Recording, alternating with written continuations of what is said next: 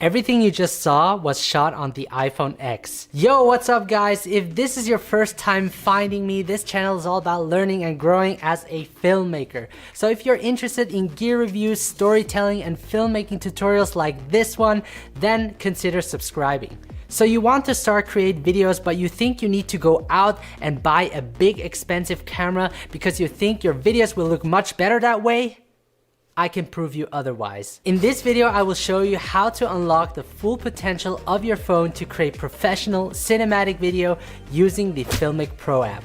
A couple of days ago, my friend Gabriel and I went outside to shoot that video. I used the iPhone X because that is what I'm currently using, the FilMic Pro app, which we'll get into later, and the DJI Osmo Mobile 3 to get those smooth looking shots. I literally bought that Osmo Mobile gimbal a couple of hours before the shoot. I used to have the first version of the Osmo Mobile gimbal back in 2015, but I quickly sold it because I wasn't really into mobile filming at that time.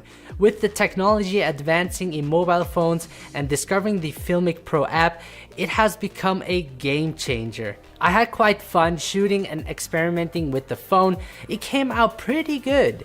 Of course it's good, I created it. This shows me that anyone can create a good video by just using something as simple as a phone. And if you want to take it to the next level, I suggest using the FilMic Pro app. The FilMic Pro app is great for serious video making and works for both Android and iPhone. The reason why I like this app is because there are certain limitations when using my iPhone for advanced video capturing.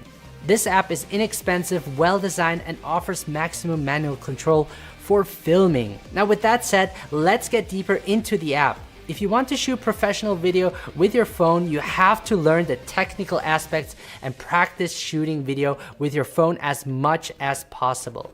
The more you do, the more these things will become second nature to you. Alright, let's get into the app. I won't go over all the settings in the menu, just the ones I find important to begin with. You will find the settings icon on the lower right of the screen. Open that up to show the main menu. First, we will set our recording resolution with the aspect ratio. 16:9 is set as a standard. If you want to upload on Instagram, you could use the 1:1 aspect ratio. If you choose another aspect ratio than 16:9, it will turn on crop source overlay. So for the shoot, I use the 2.39:1 aspect ratio with the crop source overlay turned off. I recommend turning it off because it gives you the framing guide and records the full image area outside the guides. In post, I then added the letterbox to give it that wide cinematic look. As for the resolution for normal speed, I shoot in 4K because it gives me the most detail and cinematic look. For slow motion video, I set the resolution to 1080p.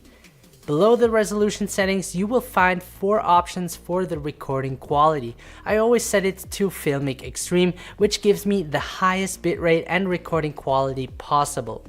It's important to keep in mind that the higher your resolution and bitrate, the larger your video size is going to be. Next, we will select our frame rate. When I shoot in 4K, I want my frame rate to be 24 frames per second. That gives me that filmic look I'm going for. Depending on the resolution, you can choose frame rates up to 240 frames per second.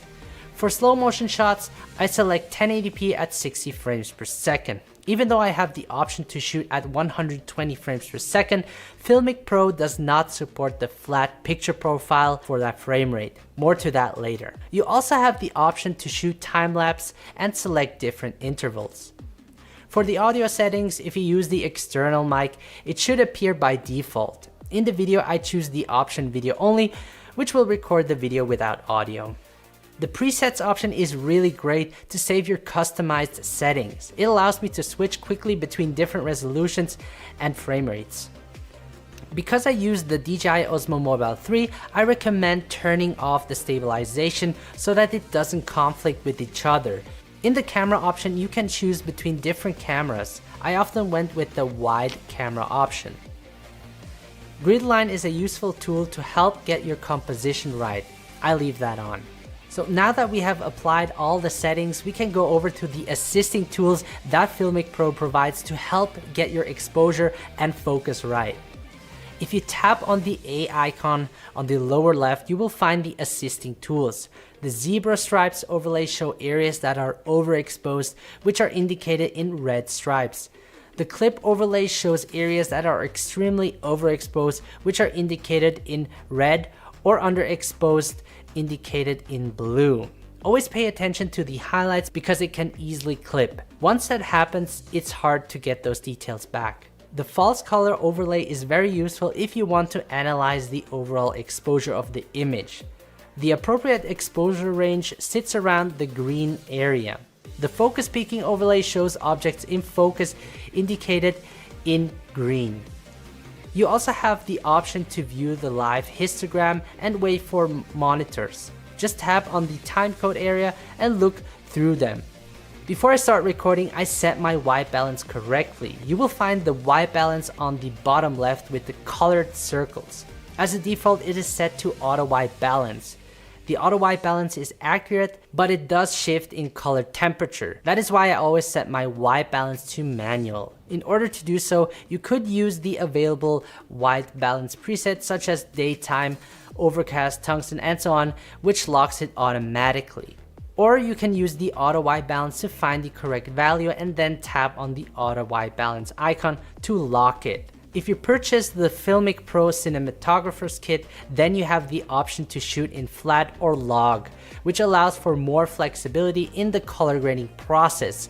If you are experienced, I recommend using the log V2 gamma profile that will give you more dynamic range and therefore better results. Keep in mind that the flat picture profile doesn't support all frame rate. Let's now look at the exposure and focus control. You can drag around the circle to auto expose the image. If you tap on it, the exposure will lock.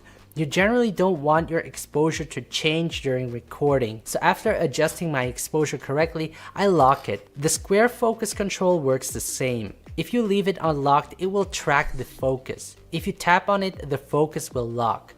I mostly relied on the autofocus, which worked pretty well. If you tap on the round icon on the bottom left, two dials will appear on the screen. On the left, you have the manual exposure, and on the right, the focus and zoom control. You can use the exposure dial to set your ISO and tap to lock it. I keep my ISO as low as possible to get the best image quality possible. Once the ISO is locked, you can adjust the shutter speed. I normally keep my shutter speed double the frame rate for the filmic look. If you want to know more about the shutter speed, I have a tutorial on that, which I will link in the video description below. If you change the shutter speed and have the assisting tools active, you will see zebras appearing showing which areas are overexposed. On the right dial, you can adjust your focus point. As I change it, you can see how the focus peaking is activated as well. This is great because this way you can monitor and adjust the exposure or focus at the same time. In order to record your video, you can tap the very right button below. To see what you have recorded, you can tap the play button to view your clips.